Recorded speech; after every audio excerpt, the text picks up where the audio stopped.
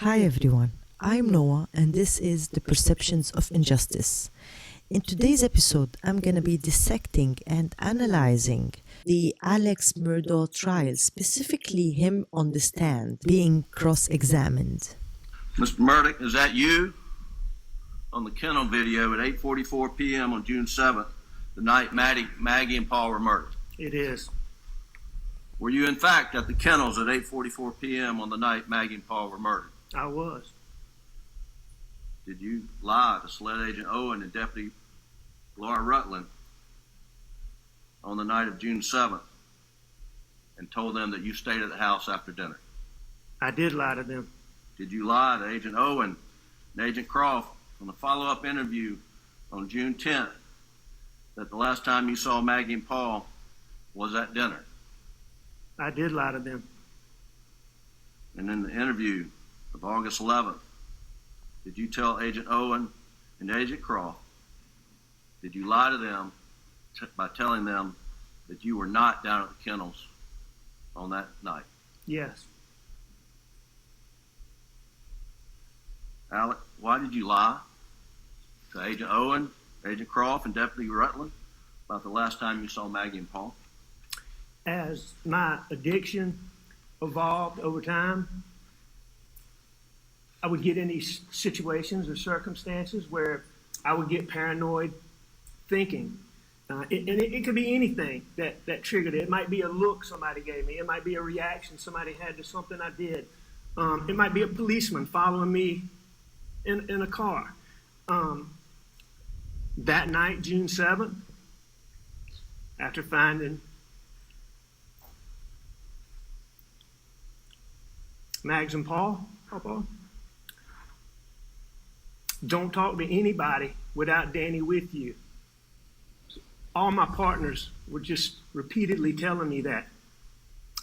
I had a deputy sheriff taking gunshot test from my hands. I'm sitting in a police car with David Owen asking me about my relationship with my wife and my son. And all those things coupled together after finding them, coupled with my distrust for SLED, caused me to have paranoid thoughts. Normally, when these paranoid thoughts would hit me, I could take a deep breath real quick, just think about it, reason my way through it, just get past it really quickly. On June the 7th, I wasn't thinking clearly. I don't think I was capable of reason. And I lied about being down there. And I'm so sorry that I did.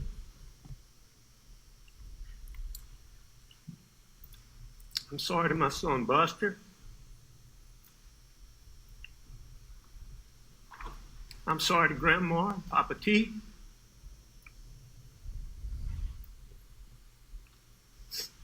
I'm sorry to both of our families.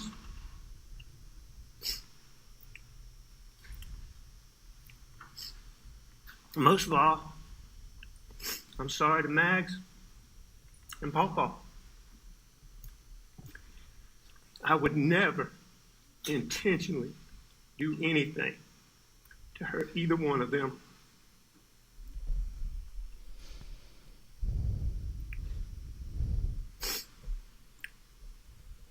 Ever. So I can see a little bit from this part what's the defense strategy is going to be in this trial, or is. Alex is confessing for lying to the police, blaming it on his drug addiction, saying that because of his drug addiction, he gets paranoid and he lies. I think that's what he's trying to say. Him lying in this situation is not the only thing that's pointing the finger at him. Part of it is him lying, also combined with his actions. So the defense wants to make it seem as if this is his only sin, him lying. Yes, he is a liar. When you're in this position, this vulnerable, how traumatized would you be? Would you be capable of lying? So sometimes in traumatic situations, our brain just gets paralyzed because the amount of trauma that the brain is experiencing probably is too much to handle, so we just freeze. We cannot talk or whatever.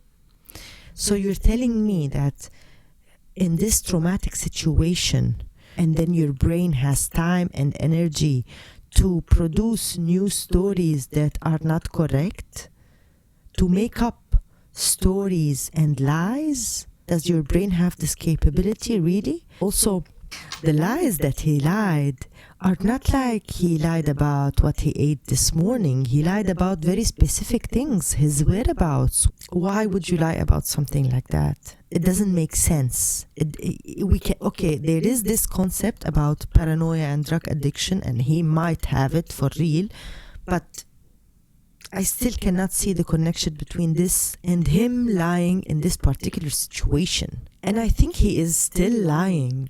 You did not stop lying. You're still lying. You now think that you're lying better, that you did not do a good job lying before.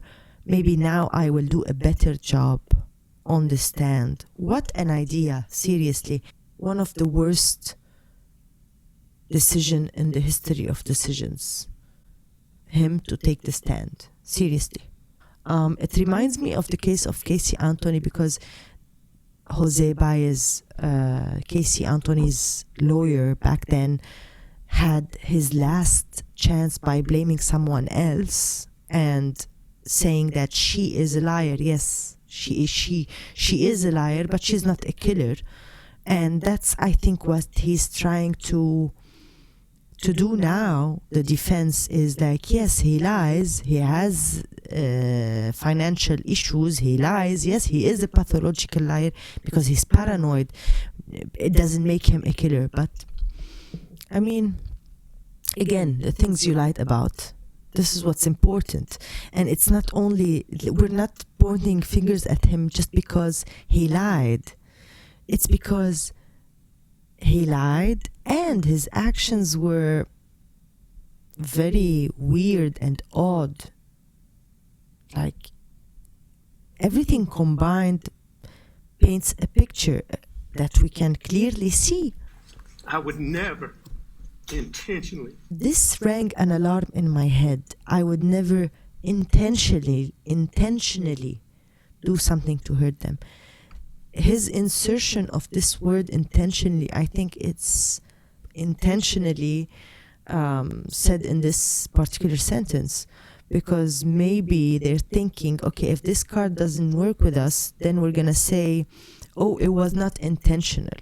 At least it was because they were attacking me, or for example, it was because I was hallucinating or whatever. It was not intentional. Because if someone is very sure about themselves, they wouldn't say intentionally, in my opinion. I mean, by putting this word in this sentence, it's like saying it could be unintentional, but I wouldn't do it. So the unintentional could be right also. I mean, in this situation, you're on the stand and there's a murder, you're involved, and you would say something like that. I mean, Ever.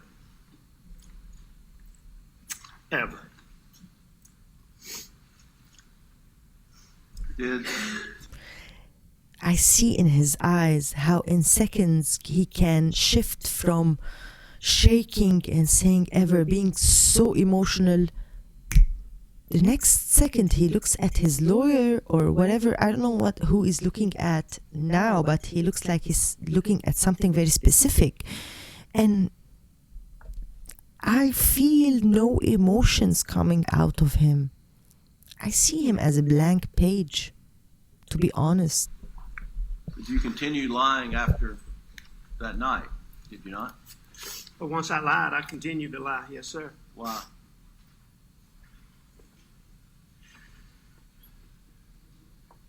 You know, oh, what a tangled web we weave. But once I told a lie, and I told my family, I had to keep lying.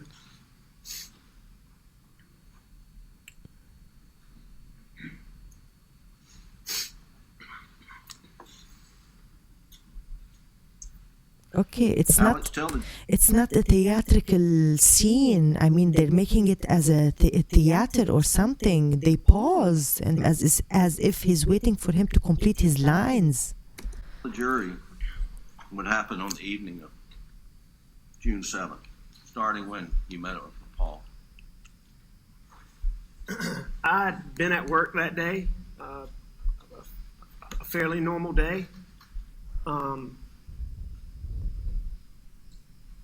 You mean start in the morning, or?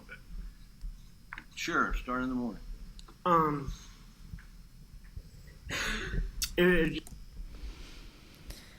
I think this is the worst for him. Lucky for us, I think, that he's taking the stand.